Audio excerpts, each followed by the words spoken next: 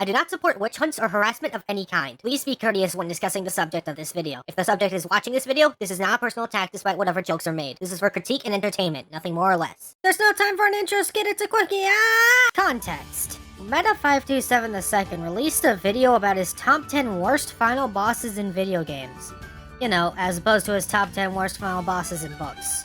Seriously though, I'm not covering that whole thing, other people are already doing that, but I noticed that his number 6 segment was on Xenoblade 2's final boss. And seeing as I'm one of, 3 Xenoblade fans in this community? Oh, you know your girl gonna hit that, if only so nobody else has to. Obviously, spoilers for Xenoblade Chronicles 2 are up ahead, mainly for the identity of the final boss, but there are some others within Meta's footage if you look hard enough. Basically, watch at your own discretion. You've been warned.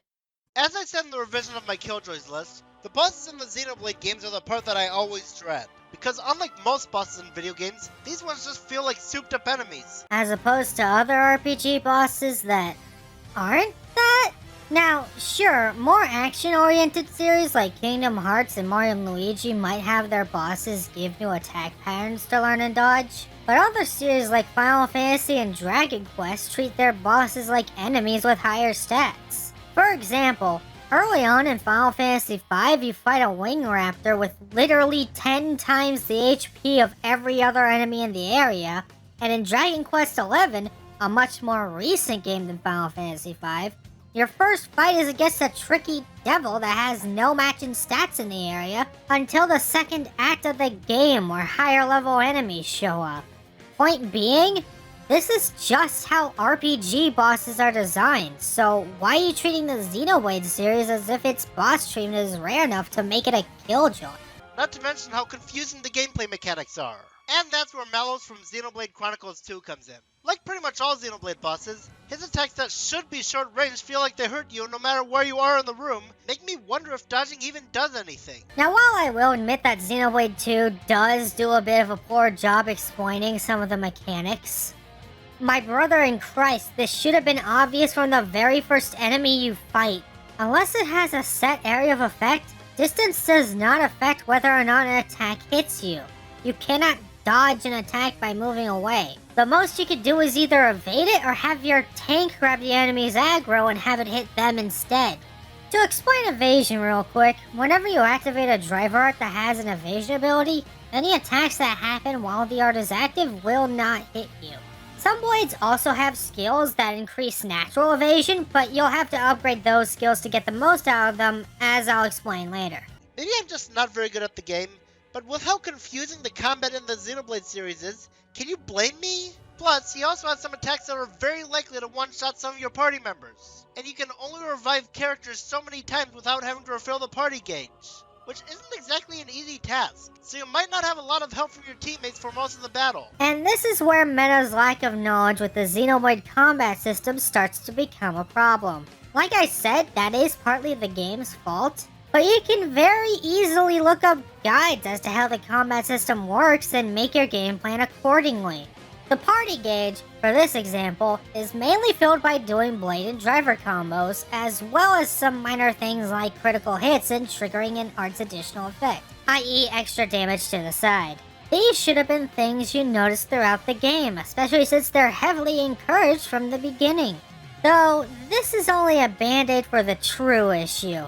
I believe your team composition is lacking if your allies are really dying this much. It's best to make sure your blades, accessories, and skills are all up to date with core chips, aux cores, and the like to get the most out of your team. If I could give a quick recommendation for your problem, most vests in a game can increase your driver's HP, and several belts give your drivers more defense.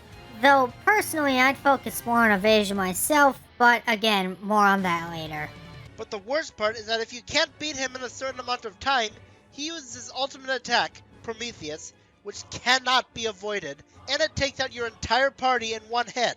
So yeah, you're basically on a time limit. Not that facing a boss on the time limit is always a bad thing, but at the very least, show the time limit so we know how much time we have. While I will agree that the lack of a timer is cringe, did you know that you can actually avoid damage from Prometheus, and most attacks in the game for that matter? Outside of the funny evasion, whenever you activate a level 3 blade combo, which is where you complete a set of 3 specific blade specials, or do a chain attack at a full party gauge, your party gets invincibility frames before the action ends. You can do the same with a level 4 blade special, but it'll only affect the person who did that blade special. With careful timing, you can prolong the fight after Malos casts Prometheus or any of his attacks by using any one of these. People typically recommend using it against Siren Buster instead, but if the time limit really gives you that much trouble, that's when you should start a chain attack, especially since it gives you a boost in damage, thus helping you end the fight quicker. Though speaking of that, And it's not helped by how he has so much health that even when I was at the same level as him, that still wasn't enough to beat him in time. And even the enemies in the room before you fight him, while they're a great way to level grind at first, fighting them gets really dull after a while, and eventually it'll take a while to level up even with them. I wouldn't have that problem if it wasn't so easy to get to that point. This boss fight is at level 70, and I had to level grind to level 92 before I finally beat him. I don't know why I even bothered, since this boss fight is just a mess. of course your mindless level grinding wouldn't get you anywhere. There are other, much more useful things to increase than your level. For example, did you even look at your character's affinity charts? You unlock a variety of useful abilities, including some that help you regain party gauge, something that you complained about earlier. Rex has one for critical hits, and Nia has one for scoring an excellent on a blade special. Drivers aren't the only ones with affinity charts either. Every blade also has a unique affinity chart of its own, with a variety of skills that can help you do extra damage when certain conditions are met, increase evasion skills as I mentioned earlier, or just make those blade specials extra powerful. Speaking of blade specials, those will really help you in fights like this. If you get the right combos going, you can put an orb on the enemy that not only weakens it, but allows you to truly use the chain attack to its fullest potential. You see, you can smash that elemental orb by using a special that orb is weak to, and that gives you an extra round with 4 damage, and eventually, a full burst that really lays those numbers on thick. This is all explained in a tutorial, or if you needed a more detailed explanation, there are guides online, mainly those by Anel and Chugga Conroy, that explain these mechanics more in depth. All of this to say, skill issue. Man, what a bunch of jokers.